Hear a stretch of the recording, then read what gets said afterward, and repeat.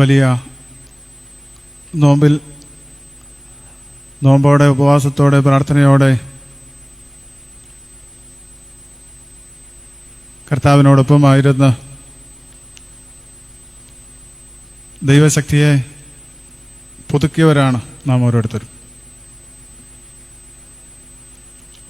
പ്രവചനപ്രകാരം എല്ലാം കർത്താവ് പൂർത്തീകരിച്ചു. കന്യകയിൽ നിന്ന് മാംസം ധരിച്ച മനുഷ്യനായി ശരീരം കൊണ്ട് മനുഷ്യൻ ചെയ്ത പാപത്തിന് പരിഹാരം ഒരു ശരീരം തന്നെ ദൈവം സ്വീകരിച്ചുകൊണ്ട് ആ പാപത്തിൻ്റെ ശിക്ഷ സ്വന്തം ശരീരത്തിൽ ഏറ്റുവാങ്ങി മനുഷ്യനെ സ്വതന്ത്രനാക്കി. അങ്ങനെ അവൻ ഓരോന്നും നിവൃത്തിയാക്കിക്കൊണ്ട് ക്രൂസിൽ തൻ്റെ ജീവനെ സമർപ്പിച്ച് മരിച്ച് ഉയർത്തെഴുന്നേറ്റു. പിന്നീട് അപ്പോസ്തലന്മാർക്ക് പ്രത്യക്ഷനായി. അതുകൊണ്ട് തന്നെ നമ്മുടെ വിശ്വാസത്തിൻ്റെ മേഖലയിലുള്ള പോരായ്മകളൊക്കെ എടുത്തു മാറ്റുവാനായിട്ട് നമുക്ക് കർത്താവിനോട് പ്രാർത്ഥിക്കാം. നമ്മൾ വിശ്വസിക്കുന്നുണ്ടോ എന്ന് ചോദിച്ചു കഴിഞ്ഞാൽ നമ്മൾ ദൃഢമായ വിശ്വാസം നമുക്കില്ല. നമ്മുടെ വിശ്വാസത്തിൽ പലപ്പോഴും പല പോരായ്മകളുണ്ട്.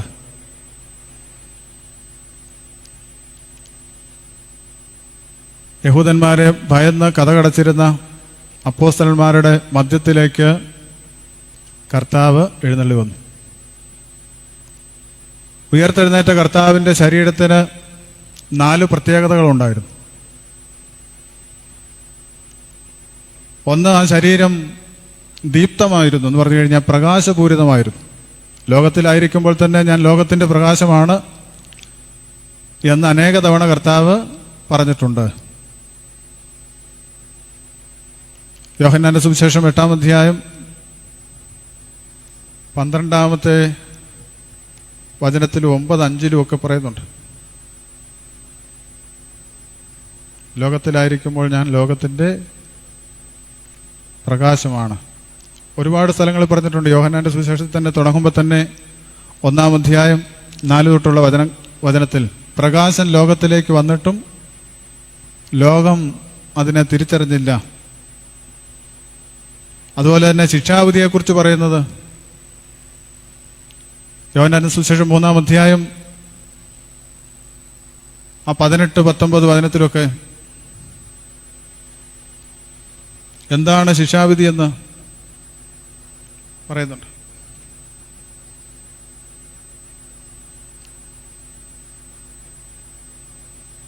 പത്തൊമ്പതാമത്തെ വചനത്തിൽ പറയാണ്, ഇതാണ് ശിക്ഷാവിധി, പ്രകാശം ലോകത്തിലേക്ക് വന്നിട്ടും മനുഷ്യർ പ്രകാശത്തെക്കാൾ അധികമായിട്ട് അന്ധകാരത്തെ സ്നേഹിച്ചു, കാരണം അവരുടെ പ്രവൃത്തികൾ തിന്മ നിറഞ്ഞതായിരുന്നു. ഇന്നും മനുഷ്യർക്ക് പ്രകാശത്തെക്കാൾ സ്നേഹം അന്ധകാരത്തോടാണ്. പ്രകാശത്തെക്കാൾ അധികമായിട്ട് മനുഷ്യർ അന്ധകാരത്തെ സ്നേഹിച്ചു.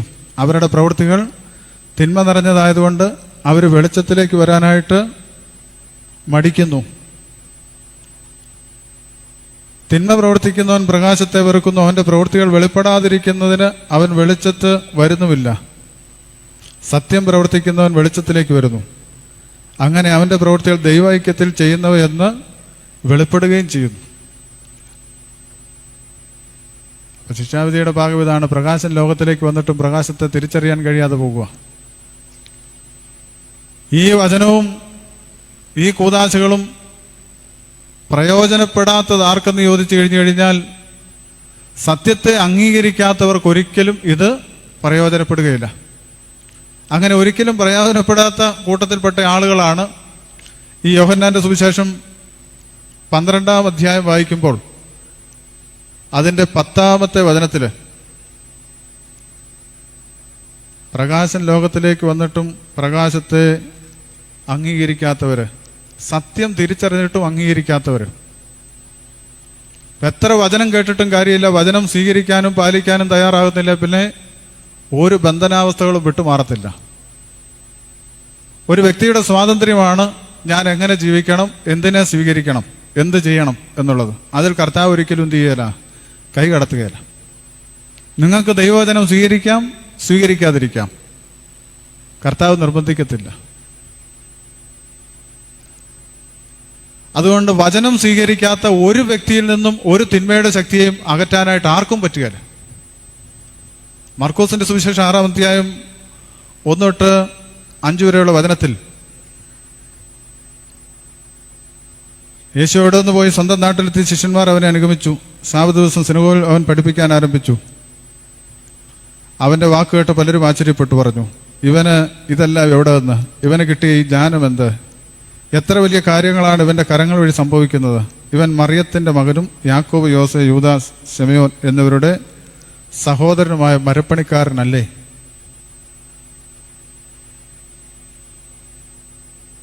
ഇവന്റെ സഹോദരിമാരും ഇവിടെ നമ്മുടെ കൂടെ ഇല്ലേ? ഇങ്ങനെ പറഞ്ഞ് അവർ അവനിൽ ഇടറി. അപ്പൊ യേശുവിനെ കണ്ടപ്പോൾ മനുഷ്യനായി മാത്രം ഈ കണ്ണുകൊണ്ടുള്ള കാഴ്ചയിൽ മാത്രം അംഗീകരിക്കുന്നത്, ആ കാണുന്നത് മാത്രം അംഗീകരിക്കുന്ന മനുഷ്യനുണ്ടായിരുന്നു. അവൻ മനുഷ്യനായി കാണുന്നു, മനുഷ്യനായിട്ട് മാത്രം അംഗീകരിക്കും. ഈ വചനം സാധാരണ പുസ്തകത്തിലെ വചനം പോലെ മാത്രം അതിനെ കാണുന്നവരുണ്ട്. അങ്ങനെയുള്ളവർക്ക് ഇതുകൊണ്ട് പ്രയോജനമില്ല. യേശുവിനെ മനുഷ്യനായി മാത്രം കണ്ടവർക്ക് പ്രത്യേകിച്ച് പ്രയോജനമില്ല. മറിച്ച് അവനിലുള്ള ദൈവത്വത്തെ അംഗീകരിക്കാൻ വേണ്ടിയാണ് അവൻ ഈ അത്ഭുത പ്രവൃത്തികൾ മുഴുവൻ ചെയ്തത്. ഈ നോമ്പിന്റെ കാലഘട്ടത്തിൽ മുഴുവൻ കർത്താവ് ചെയ്ത അത്ഭുത പ്രവൃത്തികളെക്കുറിച്ചാണ് നാം കേൾക്കുന്നത്. കാരണം അവൻ പൂർണ്ണ മനുഷ്യനും പൂർണ്ണ ദൈവമാണെന്നുള്ള ഒരു സത്യം ഇത് കേൾക്കുന്നവൻ തിരിച്ചറിയണം. ഇന്ന് വായിച്ച വചനത്തിന്റെ അവസാന ഭാഗത്തിൽ എഴുതി വച്ചിരിക്കുന്ന ഇതാണ്. ഇതെല്ലാം പറയുന്നതിന്റെ യഥാർത്ഥ ലക്ഷ്യം എന്ന് പറഞ്ഞു കഴിഞ്ഞാൽ യേശു ദൈവപുത്രനാണെന്ന് വിശ്വസിക്കുന്നതിനും ഈ വിശ്വാസം വഴി എന്ത് ചെയ്യണം? നിത്യജീവൻ ഉണ്ടാവുകയും ചെയ്യണം. അതാണ് ഇതെല്ലാം എഴുതപ്പെട്ടിരിക്കുന്നതിന്റെ ലക്ഷ്യം എന്ന് പറയുകയാണ്. അപ്പൊ ഈ ഒരു വചനഭാവം തന്നെ അനേകർക്ക് സംശയങ്ങൾ ഉണ്ടാക്കിയ വചനഭാവമാണ് എന്ന് പറഞ്ഞു കഴിഞ്ഞാൽ യാക്കോബ്, യോസെ, യൂദ, ശിമയോൻ ഇങ്ങനെ 4 സഹോദരങ്ങളെ പറ്റി ഇവിടെ പറയുന്നുണ്ട്. ഇവർ കർത്താവിൻ്റെ സ്വന്തം സഹോദരങ്ങളാണോ? ഈ ഇന്നലെ ധ്യാനം കൂടിയ ഒരു വ്യക്തിയും ഓടി വന്ന് ചോദിച്ചു, ഇവരാരൊക്കെയാണ്? ഇവർ കർത്താവിൻ്റെ സ്വന്തം സഹോദരങ്ങളാണോ? മറിയത്തിന് പിന്നീട് മക്കളുണ്ടായിരുന്നോ?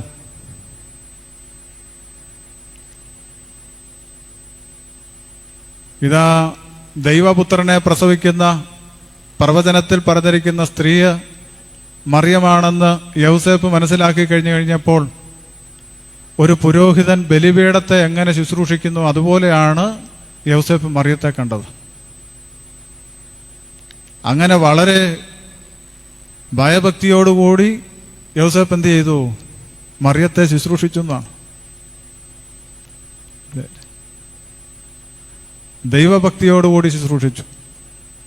ചിലരങ്ങനെ ശുശ്രൂഷിക്കും ഭാര്യമാരെ പേടിയുള്ളവരങ്ങനെ ശുശ്രൂഷിക്കും. അത് ദൈവഭക്തിയോടുകൂടിയല്ല. ഇവള് കുഴപ്പമൊന്നും ഉണ്ടാക്കരുത്, അതിനുവേണ്ടി ഞാൻ മര്യാദയ്ക്ക് നിൽക്കുന്നു, അങ്ങനെ ശുശ്രൂഷിക്കുന്നവരുണ്ട്. അത് നാണക്കേടുണ്ടാകരുതെന്നുള്ള ആ ഒരു ചിന്തയിലാണ്. എന്നാൽ യൗസേപ്പ് അങ്ങനെയല്ല ശുശ്രൂഷിച്ചത്. പുരോഹിതൻ ബലിപീഠത്തെ ദൈവഭക്തിയോടുകൂടി ശുശ്രൂഷിക്കുന്നത് പോലെ മറിയത്തെ ശുശ്രൂഷിച്ചു എന്നാണ്. യഥാർത്ഥത്തിൽ അവൾ ആരായിരുന്നു? അവൾ ബലിപീഠം തന്നെയായിരുന്നു, ദൈവാലയമായിരുന്നു. അപ്പൊ ഈ മക്കളെ പറ്റിയൊക്കെ പിന്നീട് ഈ സംശയം മാറിപ്പോകും. യൂദായുടെ ലേഖനവും അതുപോലെ തന്നെ മർക്കോസ് 15:40 ഒക്കെ വായിച്ചു കഴിയുമ്പോഴത്തേന് ആ സംശയങ്ങളെല്ലാം മാറിപ്പോകും. മർക്കോസിന്റെ സുവിശേഷം 15-ാം അധ്യായം 40-ാമത്തെ വചനം ഒന്ന് വായിച്ചു. ഇതെല്ലാം കണ്ടുകൊണ്ട് ദൂരെ കുറെ സ്ത്രീകളും നിന്നിരുന്നു. മഗ്ദലേന മറിയവും യോസയുടെയും ചെറിയ യാക്കോബിന്റെയും അമ്മയായ മറിയവും സലോമിയും അക്കൂട്ടത്തിലുണ്ടായിരുന്നു. യേശു ഗലീലിയിലായിരുന്നപ്പോൾ അവനെ അനുഗമിക്കുകയും ശുശ്രൂഷിക്കുകയും. ഇവിടെ വേറൊരു മറിയത്തെ കുറിച്ച് പറയുന്നുണ്ട്. മുമ്പേ പറഞ്ഞ യാക്കോബിന്റെയും യോസയുടെയും അമ്മയായ മറിയം. അന്ന് ഒരുപാട് മറിയാമ്മമാരുണ്ടായിരുന്നു. മഗ്ദലേന മറിയം ഉണ്ടായിരുന്നു. യാക്കോബിൻ്റെയും യോസയുടെയും അമ്മയായ മറിയം ഉണ്ടായിരുന്നു. അപ്പം മുമ്പേ പറഞ്ഞ രണ്ടുപേരുടെ അമ്മ ആരാണെന്ന് ഇവിടെ പറഞ്ഞിട്ടുണ്ട്. വേറൊരു മറിയമാണ്. അതുപോലെ തന്നെ യൂദായുടെ ലേഖനത്തിൽ അതിൻ്റെ 1-ാമത്തെ വാക്യത്തിൽ ഇങ്ങനെയാണ് പറയുന്നത്: യേശുക്രിസ്തുവിൻ്റെ ദാസനും യാക്കോബിൻ്റെ സഹോദരനുമായ യൂദാസ്. അപ്പൊ ഈ യൂദ കർത്താവിൻ്റെ സഹോദരനാണെങ്കിൽ ഇവിടെ യേശുക്രിസ്തുവിൻ്റെ ദാസനും യാക്കോബിൻ്റെ സഹോദരൻ എന്ന് പറയേണ്ട കാര്യമില്ലായിരുന്നു. യേശുക്രിസ്തുവിൻ്റെ സഹോദരനായ യൂദ എന്ന് പറഞ്ഞാൽ മതിയായിരുന്നു. പിന്നെ ഈ കർത്താവിനോടും ഈ സഹോദരങ്ങളോടും എല്ലാം ഒന്നിച്ച് നടന്നവരാണ് ഈ സുവിശേഷം എഴുതി വെച്ചത്. കർത്താവിൽ നിന്ന് കേട്ട് അത് എഴുതി വെച്ചത് മത്തായി, മർക്കോസ്, ലൂക്കോസ്, യോഹന്നാൻ ഇവരൊക്കെ ഒന്നിച്ച് നടന്നവരാണ്. അങ്ങനെ മറിയത്തിന് മക്കളുണ്ടായിരുന്നെങ്കിൽ അവരെവിടെയെങ്കിലും അവരൊക്കെ ഒന്നിച്ചു ചേർന്ന സംഭവങ്ങളെക്കുറിച്ച് എഴുതുന്നിടത്ത് എഴുതി വെച്ചേനെ എന്ത്? അവരുടെ അമ്മ എന്നൊരു വാക്ക് എഴുതിയേനെ. മറിയവും മക്കളും ഒന്നിച്ചുകൂടിയ ഏതെങ്കിലും ഒരു സംഭവത്തെക്കുറിച്ച് അവർ എഴുതി വെച്ചിരിക്കുന്നിടത്ത് എവിടെയെങ്കിലും എഴുതിയാനെ, ഉറപ്പായിട്ട് എഴുതിയാനെ അവരുടെ അമ്മ അവിടെ ഉണ്ടായിരുന്നെന്ന് എവിടെയെങ്കിലും എഴുതിയാനെ. കാരണം അങ്ങനെ ഒന്നിക്കുന്ന ഒത്തിരി സംഭവങ്ങളുണ്ട്. കാനാവിലെ കല്യാണ വിരുന്നിൽ എല്ലാവരെയും വിളിച്ചാണ്, എല്ലാവരും ഉണ്ടായിരുന്നു. അവിടെ പറയുന്നൊരു കാര്യമാണ്, അവൻ്റെ അമ്മ, യേശുവിൻ്റെ അമ്മ അവിടെ ഉണ്ടായിരുന്നു. മനസ്സിലായില്ലേ? അവരുടെ അമ്മ ഇവിടെ ഉണ്ടായിരുന്നു അവിടെ പറയുന്നില്ല. കർത്താവിൻ്റെ മരണത്തിന് ശേഷം പരിശുദ്ധാത്മാവെന്ന വാഗ്ദാനം സ്വീകരിക്കാൻ വേണ്ടി 120ഓളം വരുന്ന സംഘം ഒന്നിച്ചു ചേർന്നിരുന്നിടത്ത് ആരൊക്കെ ഉണ്ടായിരുന്നു? ഈ പറയുന്ന പാർട്ടിക്കാരെല്ലാവരും ഉണ്ടായിരുന്നു. അവിടെയും പറയുന്നതാണ്, അവൻ്റെ അമ്മ അവിടെ ഉണ്ടായിരുന്നു. വേദോസ്തത്തിൽ ഒരിടത്തും അവരുടെ അമ്മ എന്നൊരു വാക്ക് നിങ്ങൾ കണ്ടിട്ടുണ്ടോ? ഒരിടത്തും പറഞ്ഞിട്ടില്ല. അങ്ങനെ ഉണ്ടായിരുന്നെങ്കിൽ അവരത് എഴുതിയാനെ. അതുകൊണ്ട് ഇനി ഒരിക്കലും നമ്മുടെ മനസ്സിൽ അങ്ങനെ ഒരു സംശയം തോന്നരുത്. ഈ പറയുന്ന സഹോദരങ്ങൾ മറിയത്തിൻ്റെ മക്കളാണെന്നുള്ള ഒരു സംശയം നമ്മുടെ മനസ്സിൽ ഇനി ഉണ്ടാകാനായിട്ട് പാടില്ല. അപ്പോൾ ഈ സ്ഥലത്ത് കർത്താവിന് അവരുടെ വിശ്വാസക്കുറവ് മൂലം ഒന്നും ചെയ്യാനായിട്ട് സാധിച്ചില്ലെന്നാണ് പറയുന്നത്. അപ്പോൾ ഞാൻ പറഞ്ഞു വന്നതിനാന്ന് ചോദിച്ചാൽ, ഒരു വ്യക്തി ഇതെല്ലാം കേട്ടിട്ടും യേശു ദൈവമാണെന്നുള്ള സത്യം പൂർണ്ണമായിട്ട് അങ്ങോട്ട് അംഗീകരിക്കാൻ കഴിയത്തില്ല. ഈ വചനം ആത്മാവും ജീവനുമാണ് എന്ന് അംഗീകരിച്ച് സ്വീകരിക്കാനായിട്ട് കഴിയുന്നില്ലെങ്കിൽ ആ വ്യക്തിയിൽ നിന്ന് ഒരു തിന്മയുടെ ശക്തിയെയും ഒഴിവാക്കാനായിട്ട് പറ്റുകയില്ല. അതുകൊണ്ട് ദൈവവചനത്തെ നമ്മൾ എന്ത് ചെയ്യണം? എളിമയോടെ സ്വീകരിക്കണം, വിശ്വസിക്കണം. ഇത് ആത്മാവും ജീവനുമാണെന്നുള്ള ഒരു സത്യം നമ്മൾ തിരിച്ചറിയണം.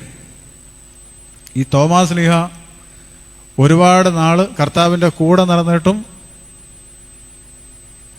ഒന്നിച്ച് നടന്നു, അത്ഭുതങ്ങൾ പ്രവർത്തിക്കുന്നത് കണ്ടു. എന്നിട്ടെങ്ങും പുള്ളിക്കാരൻ എന്ത് ചെയ്തില്ല? വിശ്വാസം വന്നില്ല. അപ്പം ഞാൻ പറഞ്ഞു വന്നത്, കർത്താവിൻ്റെ ശരീരത്തിനൊരു പ്രത്യേകത ഉണ്ടായിരുന്നു. ഒന്ന് എന്തായിരുന്നു? പ്രകാശപൂരിതമായിരുന്നു, ദീപ്തമായിരുന്നു. അടച്ചിട്ട മുറികളിൽ കർത്താവിന് കടന്നു വരാനായിട്ട് പറ്റും. അതുകൊണ്ടാണ് നീ എവിടെ പോയി ഒളിച്ചിരുന്നാലും ദൈവം അവിടെ ഉണ്ട്, നിനക്ക് മറഞ്ഞിരിക്കാനേ പറ്റുകയില്ല. ചിലരുടെയൊക്കെ ചിന്താഗതി ഇങ്ങനെയാണ്, ഇത്ര ആളുകളുടെ ഇടയിൽ ഇപ്പം ഞാൻ എന്തൊക്കെ ചെയ്തെന്ന് കർത്താവ് അറിയുമോ? ഇതൊന്നും സാരമില്ല. പാപത്തിലൂടെ ചെറിയ ചെറിയ പാപങ്ങളൊക്കെ കർത്താവ് ക്ഷമിച്ചോളും. മനുഷ്യൻ ബലഹീനനല്ലേ? ഇങ്ങനെയുള്ള ന്യായവാദങ്ങളൊക്കെ എപ്പോഴും മനസ്സിലിങ്ങനെ, പലരുടെയും മനസ്സിലിങ്ങനെ ശക്തിപ്പെട്ട് നിൽക്കും. മനസ്സിലായില്ലേ?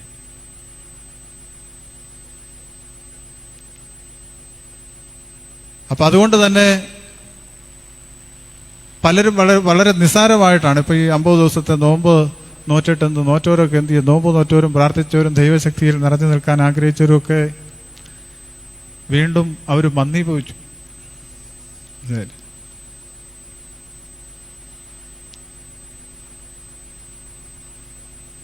കാരണം അതിൻ്റെ എല്ലാ യഥാർത്ഥ കാരണം എന്ന് പറഞ്ഞു കഴിഞ്ഞു കഴിഞ്ഞാൽ ലോകത്തോടുള്ള മൈത്രിയാണ് അതിൻ്റെ പ്രധാനപ്പെട്ട കാരണം. ലോകത്തിൻ്റെ മിത്രമാകാൻ ആഗ്രഹിക്കുന്നവർ തന്നെ തന്നെ ദൈവത്തിൻ്റെ ശത്രുവാക്കി മാറ്റുന്നു. ഏതാ വചനം പറയാമോ?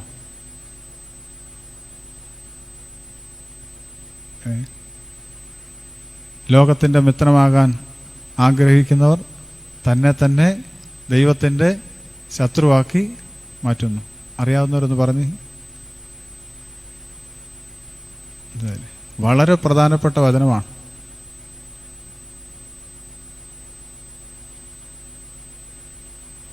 അയ്യോ മാസ്ക് വെക്കേണ്ടതായിരുന്നു, അയ്യോ മാസ്ക് എടുക്കാൻ പറ്റാഞ്ഞത് മോശമായി പോയി.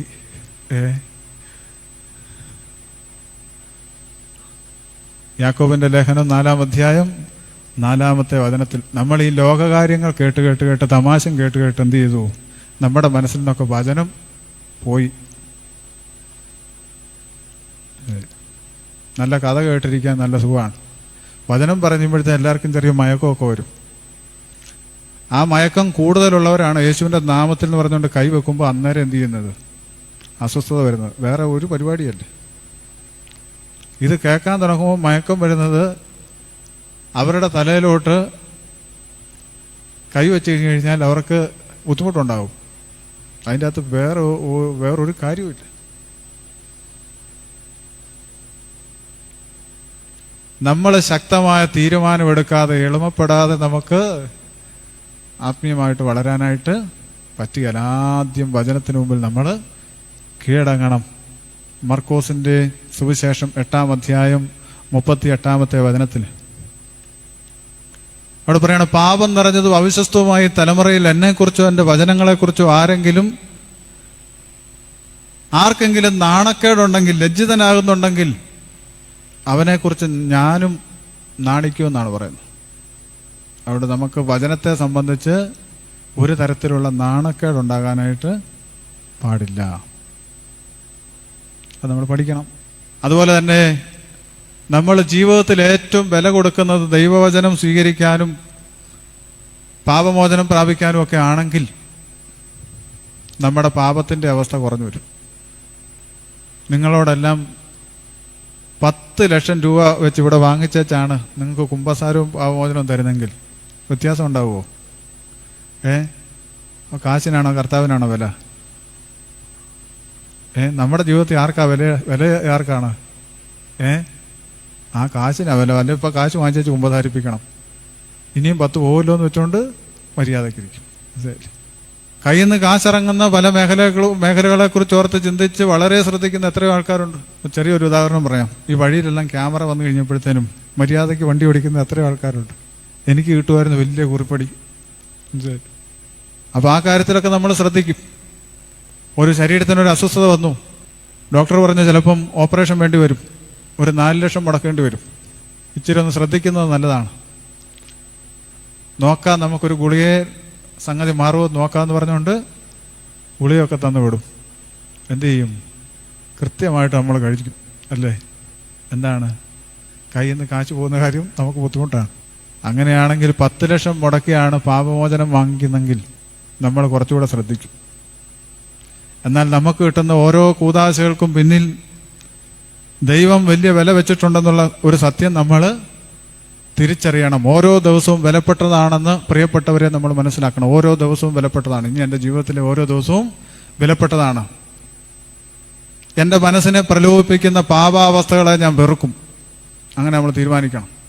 ജഡത്തിൻ്റെ വ്യാപാരങ്ങൾ, മാധ്യമ സ്വാധീനങ്ങളിൽ നിന്ന് അകന്നു മാറാനായിട്ട് പരിശ്രമിക്കണം. എല്ലാ ദിവസവും കൃത്യമായ പ്രാർത്ഥന ഉണ്ടാകണം. എൻ്റെ ശുദ്ധീകരണത്തിന് വേണ്ടി ഞാൻ ഇന്ന കാര്യങ്ങൾ ഇന്ന പ്രാർത്ഥന നടത്തുമെന്ന് തീരുമാനിച്ചു കഴിഞ്ഞാൽ അതെന്ത് ചെയ്യണം? കൃത്യമായിട്ട് നടത്തിയിരിക്കണം. അങ്ങനെയൊക്കെ ചെയ്യാൻ തുടങ്ങുമ്പോഴത്തേനും നമുക്ക് വ്യത്യാസങ്ങൾ ഉണ്ടാകാനായിട്ട് തുടങ്ങും. അപ്പോൾ ദൈവവചനത്തെ എന്ത് ചെയ്യണം? നമ്മൾ ഏറെ ബഹുമാനത്തോടെ സ്വീകരിക്കണം. അല്ലാത്തവനെ കുറിച്ച് കർത്താവ് ലജ്ജിക്കുമെന്ന് പറയാണ്. ദൈവവചനം സ്വീകരിക്കാത്തവർ ബന്ധനത്തിൽ നിന്ന് സ്വതന്ത്രരാകുവര. അവരെന്നും ഒരേ അവസ്ഥയിലിരിക്കുകയുള്ളൂ, വ്യത്യാസങ്ങളൊന്നും ഉണ്ടാകത്തില്ല. അപ്പോൾ കർത്താവിൻ്റെ ശരീരം ദീപ്തമായിരുന്നു. പിന്നെന്തായിരുന്നു? ലഘുത്വം ഉള്ളതായിരുന്നു, ഭാരം കുറഞ്ഞതായിരുന്നു. ഭാരമില്ല അതിന്. ഉയർത്തെഴുന്നേറ്റ കർത്താവിൻ്റെ ശരീരത്തിനുള്ള പ്രത്യേകത അത് പ്രകാശപൂരിതമായിരുന്നു, അതിന് ഭാരമില്ലായിരുന്നു. പിന്നെന്താണ്? അത് സൂക്ഷ്മമായിരുന്നു എന്ന് പറഞ്ഞു കഴിഞ്ഞാൽ ഏത് കഥ കടച്ചിട്ട സ്ഥലത്തും എവിടെയും കടന്നു ചെല്ലാനായിട്ട് പറ്റും. പാതാളത്തിൻ്റെ ഉള്ളിൽ ചെന്ന് ബന്ധനസ്ഥരായ ആത്മാക്കളെ ഉയർത്തെഴുന്നേറ്റ കർത്താവ് എന്ത് ചെയ്തു? വചനം കൊടുത്ത് അവരെ വിടുവിച്ചു. അവൻ അഗാധങ്ങളിലേക്ക് ഇറങ്ങി, ഭൂമിയുടെ അഗാധങ്ങളിലേക്ക് ഇറങ്ങി എന്നാണ് എഫേസ്യർക്ക് എഴുതിയ ലേഖനം 4-ാം അധ്യായം 8-ാമത്തെ വചനത്തിൽ. അതോ ഭാഗങ്ങളിലേക്ക് ഇറങ്ങി. എഫേസ്യർ 4:8 വായിച്ചേ. അവൻ ഉന്നതങ്ങളിലേക്ക് ആരോഹണം ചെയ്തപ്പോൾ അസംഖ്യം തടവുകാരെ കൂടെ കൊണ്ടുപോയി. കണ്ട, അവൻ ഉന്നതങ്ങളിലേക്ക് ആരോഹണം ചെയ്തു കഴിഞ്ഞപ്പോൾ അസംഖ്യം തടവുകാരെ കൂടെ കൊണ്ടുപോയി. യേശു സ്വർഗത്തിലേക്ക് കരേറി എന്ന് പറയുമ്പോഴത്തേനും ഈ അപ്പോസ്തല പ്രവൃത്തികൾ 1-ാം അധ്യായം 8-ാമത്തെ വചനത്തിൽ അവിടെ വളരെ കൃത്യമായിട്ട് പറയുന്നുണ്ട്. അപ്പോസ്തലന്മാർ എങ്ങോട്ട് നോക്കി നിന്ന്? കീഴോട്ട് നോക്കി നിന്നാണോ യേശു പോയപ്പോൾ? അപ്പോസ്തലന്മാർ എങ്ങോട്ട് നോക്കി നിന്നാണ്? അപ്പം എന്തായാലും വേദപുസ്തകം പറയുന്ന ഒരു കാര്യം, പഠിപ്പിക്കുന്ന ഒരു കാര്യം, യേശു ക്രിസ്തു മുകളിലേക്ക് സംഭവിക്കപ്പെടുന്നത് അവർ നോക്കി നിന്നു. അന്നേരം ചോദിച്ചു, അല്ലയോ ഗലീലക്കാരെ, നിങ്ങൾ എന്താണ് നോക്കി നിൽക്കുന്നത്? വായിച്ചത്. അല്ലയോ ഗലീലിയരെ, നിങ്ങൾ ആകാശത്തിലേക്ക് നോക്കി നിൽക്കുന്നത് എന്ത്? കണ്ടോ, ആകാശത്തിലേക്ക് നോക്കി നിൽക്കുന്നത് എന്ത്? പിന്നെ സ്വർഗത്തിലേക്ക് സംവഹിക്കപ്പെട്ട യേശു സ്വർഗത്തിലേക്ക് പോകുന്നതായി നിങ്ങൾ കണ്ടതുപോലെ തന്നെ തിരിച്ചു വരും. കണ്ട, സ്വർഗത്തിലേക്ക് സംഭവിക്കപ്പെട്ട യേശു. ഇവിടെ വചനം ഇങ്ങനെ പറയുന്നത്. അന്നേരം അവർ അപ്പോസ്തലന്മാർ എങ്ങോട്ട് നോക്കി? കർത്താവ് താഴോട്ടല്ല പോയത്, അന്ന് ആ സമയത്ത് താഴോട്ടല്ല പോയത്, മുകളിലോട്ട് പോയി, സ്വർഗത്തിലേക്ക് സംഭവിക്കപ്പെട്ടു. മനസ്സിലായി? അവൻ പാതാളത്തിൽ ചെന്ന് അസംഖ്യം തടവുകാരെ മോചിപ്പിച്ചു. 1 പത്രോസ് 3-ാം അധ്യായം 18-ാമത്തെ വചനം.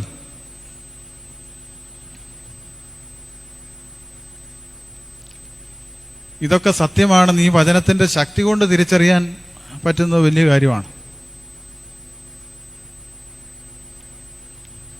1 പത്രോസ് 3:18. എന്തുകൊണ്ടെന്നാൽ ക്രിസ്തു തന്നെയും പാപങ്ങൾക്ക് വേണ്ടി ഒരിക്കൽ മരിച്ചു, അതു നീതിരഹിതർക്കു വേണ്ടിയുള്ള നീതിമാന്റെ മരണമായിരുന്നു. ശരീരത്തിൽ മരിച്ച് ആത്മാവിൽ ജീവൻ പ്രാപിച്ചുകൊണ്ട് നിങ്ങൾ ദൈവസന്നിധിയിലേക്ക് എത്തിക്കുന്നതിന് വേണ്ടിയായിരുന്നു അത്. ആത്മാവോട് കൂടെ ചെന്ന് അവൻ ബന്ധനസ്ഥരായ ആത്മാക്കളോട് സുവിശേഷം പ്രസംഗിച്ചു. അവരാകട്ടെ നോഹിന്റെ കാലത്ത് പെട്ടകം പണിയപ്പെട്ടപ്പോൾ ക്ഷമാപൂർവം കാത്തിരുന്ന ദൈവത്തെ അനുസരിക്കാത്തവരായിരുന്നു. അവ കർത്താവ് എന്ത് ചെയ്തു? നോഹിന്റെ കാലഘട്ടത്തിൽ പെട്ടകം പണിയപ്പെട്ട് കഴിഞ്ഞപ്പോൾ നോഹ വിശ്വാസത്തോടെ എന്ത് ചെയ്തു? ദൈവവചനം കേട്ട് പെട്ടകം പെടുന്നു. ആ സമയത്ത് ക്ഷമാപൂർവം കാത്തിരുന്നവരോട് കൂടെ ആകാതെ അനുസരിക്കാത്തവരിൽ എന്ത് ചെയ്തു? പാതാളത്തിലായി, ബന്ധനാവസ്ഥയിലായി. അവരെ വിടുവിക്കാൻ വേണ്ടി കർത്താവ് എന്ത് ചെയ്തു? പാതാളത്തിലേക്ക് ചെന്ന് സുവിശേഷം പറഞ്ഞ് അവരെ വിടുവിച്ചു. ഒരിക്കലൊരു കൊച്ച് ചില പ്രതിസന്ധികളിൽ ഭാരപ്പെട്ട് വന്നു. അതിന് ഭയങ്കര ബുദ്ധിമുട്ടായിരുന്നു. രാത്രിക്കൊന്നും കിടന്നുറങ്ങാനായിട്ട് പറ്റുകയില്ല, ഭയങ്കര ആത്മഹത്യാ ചിന്ത, പ്രയാസങ്ങൾ. അപ്പോൾ അത് വന്നിരുന്നു കഴിഞ്ഞപ്പോൾ ആദ്യം കൊടുത്ത വചനം ഇതാണ്. അപ്പോൾ വചനത്തിൻ്റെ ശക്തി ഭയങ്കരമാണ്. കർത്താവിൻ്റെ ശരീരത്തിന് ഈ പ്രത്യേകതകളൊക്കെ ഉള്ളതുകൊണ്ട് ഭൂമിയുടെ അതോ ഭാഗങ്ങളിലേക്ക് എന്ത് ചെയ്തു? കർത്താവ് ഇറങ്ങിയെന്ന് പൗലോസ്ലീഹ, 3-ാം സ്വർഗം വരെ എടുക്കപ്പെട്ടവനായ പൗലോസ്ലീഹ പറയാണ്. 2 കൊരിന്ത്യർ 12-ാം അധ്യായം 2 തൊട്ടുള്ള വചനത്തിൽ പറയുന്നുണ്ട്. 2 കൊരിന്ത്യർ 12:2 തൊട്ട്. 14 വർഷം മുമ്പ് 3-ാം സ്വർഗം വരെ ഉയർത്തപ്പെട്ട ഒരു മനുഷ്യനെ ക്രിസ്തുവിൽ എനിക്കറിയാം. ശരീരത്തോടു കൂടെയോ ശരീരം കൂടാതെയോ എന്നെനിക്കറിവില്ല, അതും ദൈവത്തിനെ അറിയൂ. ഈ മനുഷ്യൻ പറുദീസായിലേക്ക് ഉയർത്തപ്പെട്ടു എന്ന് എനിക്കറിയാം. ശരീരത്തോടു കൂടെയോ ശരീരം കൂടാതെയോ എന്നെനിക്കറിവില്ല. അത് ദൈവത്തിനേ അറിയൂ. അവാജ്യവും മനുഷ്യന് വിവരിച്ചുകൂടാത്തതുമായ കാര്യങ്ങൾ അവൻ കേട്ടു. ഈ ഇവിടെ മനുഷ്യനെ തന്നെ ഒരു കാര്യം പറയുന്നുണ്ട്, ശരീരത്തോടു കൂടിയാണോ ശരീരം കൂടാതെയാണോ എന്ന് അറിയത്തില്ല. മനസ്സിലായില്ലേ? അപ്പോൾ നമ്മളൊരു സത്യം മനസ്സിലാക്കണം, ഈ ശരീരത്തിലുള്ളപ്പം മാത്രമേ നമുക്ക് കാര്യങ്ങളെല്ലാം മനസ്സിലാക്കാൻ പറ്റുള്ളൂ എന്ന് നമ്മൾ ചിന്തിക്കരുത്. മനസ്സിലായില്ലേ? ഈ ശരീരത്തിന്റെ സഹായം ഇല്ലാതെയും നമുക്ക് എന്ത് ചെയ്യാൻ പറ്റും? ആത്മീയ രഹസ്യങ്ങൾ അറിയാൻ പറ്റും. ദൈവം സജ്ജീകരിച്ചിരിക്കുന്നവ കാണാൻ പറ്റും. 1 കൊരിന്ത്യർ 2:9 തന്നെ സ്നേഹിക്കുന്നവർക്ക് വേണ്ടി കർത്താവ് സജ്ജീകരിച്ചിരിക്കുന്നവ ഈ കണ്ണുകൾ കാണുകയോ കാതുകൾ കേൾക്കുകയോ മനുഷ്യ മനസ്സ് ഗ്രഹിക്കുകയോ ചെയ്തിട്ടില്ല. അപ്പൊ ഈ ശരീരത്തിലിരിക്കുമ്പോൾ മാത്രമേ കാര്യങ്ങളെല്ലാം അറിയാൻ പറ്റുള്ളൂ എന്നുള്ളത് ഒരു മൂഢ ചിന്താഗതിയാണ്. ഇതുപോലെ മാംസപരമായ ശരീരമില്ലെങ്കിലും ആത്മീയ കാര്യങ്ങൾ നമുക്ക് മനസ്സിലാക്കാൻ പറ്റും, ദൈവത്തിൻ്റെ സ്വരം കേൾക്കാൻ പറ്റും, അതുപോലെ തന്നെ കാര്യങ്ങളൊക്കെ ചെയ്യാനുള്ള ശക്തിയും നമുക്ക് കിട്ടും.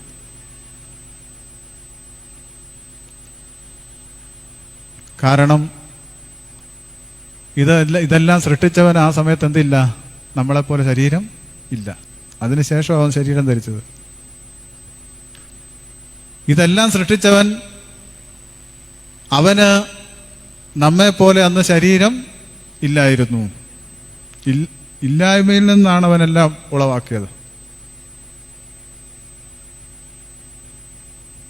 അപ്പൊ ഈ ശരീരം കൊണ്ടേ എല്ലാം മനസ്സിലാക്കാൻ പറ്റുള്ളൂ, ഈ കണ്ണുകൊണ്ടേ കാണാൻ പറ്റുള്ളൂ എന്ന് നമ്മൾ ചിന്തിക്കരുത്.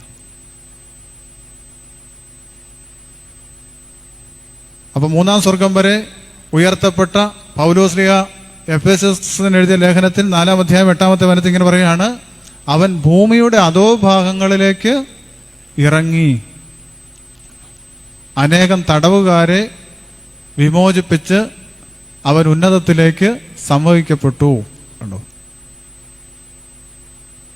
അപ്പൊ സ്വർഗം എന്ന് പറയുന്നതും പാതാളം എന്ന് പറയുന്നതും ഏറെക്കുറെ വചനം അതിനെക്കുറിച്ച് എപ്പോഴും പറയും. ഇപ്പൊ സ്തേഫാനോസ് അതാ പീഡനമേറ്റു, സഹനത്തിന്റെ തീച്ചൂളയിൽ നിന്നിട്ട് എന്ത് ചെയ്തു? സ്വർഗത്തിലേക്ക് കണ്ണുകൾ ഉയർത്തി. ഒരുപാട് വചനങ്ങൾ ശ്രദ്ധിക്കുമ്പോൾ കർത്താവ് മാമോദീസ മുങ്ങിയപ്പോൾ സ്വരം കേട്ടത് ഭൂമിക്കടിയിൽ നിന്നല്ല, മറിച്ച് എവിടെ നിന്നാണ്?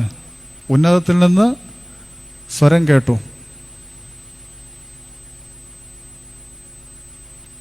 ഇവൻ എൻ്റെ പ്രിയപുത്രൻ.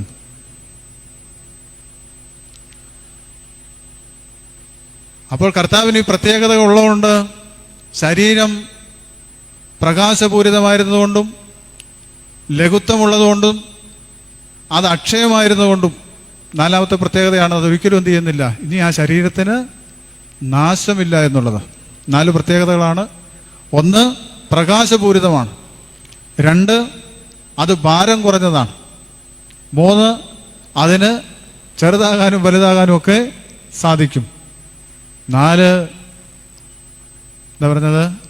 അതൊരിക്കലും നശിക്കുന്നില്ല, ഇനിയിപ്പോൾ അതിന് നാശമില്ല.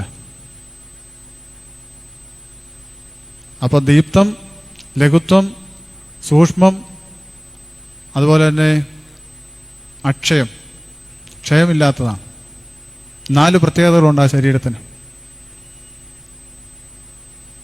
അതുകൊണ്ട് എവിടെ വേണേലും കർത്താവിന് കയറി ചെല്ലാൻ പറ്റും. കർത്താവിന്റെ സന്നിധിയിൽ നിന്ന് ആർക്കും മറഞ്ഞിരിക്കാനായിട്ട് സാധ്യമല്ല. നീ പാതാളത്തിന്റെ അടുത്തിട്ട് ചെന്ന് താമസിച്ചാലും കൂരിരുട്ടിൽ ചെന്ന് വസിച്ചാലും അവിടെയെല്ലാം ഞാൻ നിന്നെ കാണും, എന്നിൽ നിന്ന് നിനക്ക് മറഞ്ഞിരിക്കാനായിട്ട് സാധ്യമല്ല. സങ്കീർത്തനം 139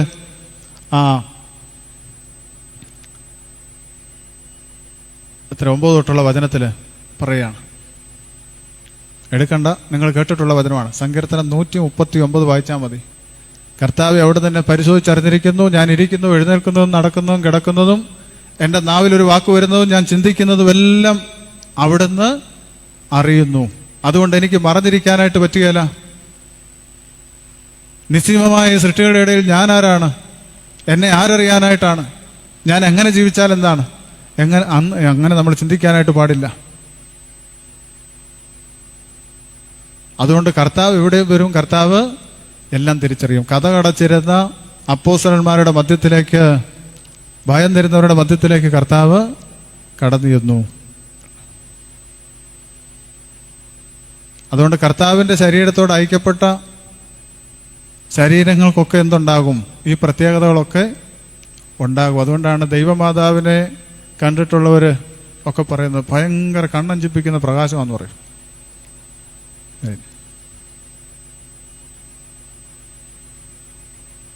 ഭയങ്കര പ്രകാശം.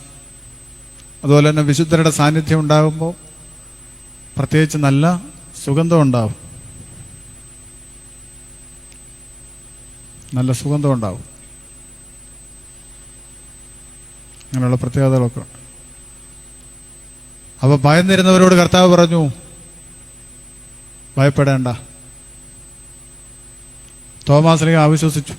അത്രയും നാൾ കൂടെ നടന്നിട്ട് എന്ത് ചെയ്യാൻ പറ്റിയില്ല? തോമാസ് ലീഹയ്ക്ക് വിശ്വസിക്കാൻ പറ്റിയില്ല. യേശു ദൈവമാണെന്നുള്ള സത്യം വിശ്വസിക്കാൻ പറ്റിയില്ല. അവസാനം തോമാസ് ലീഹയോട് കർത്താവ് പറയുകയാണ്, ഇതാ നിന്റെ വിരല് ഇവിടെ കൊണ്ടുവന്ന് എൻ്റെ ആണിപ്പാടുകളിലൊന്ന് ഇടുക.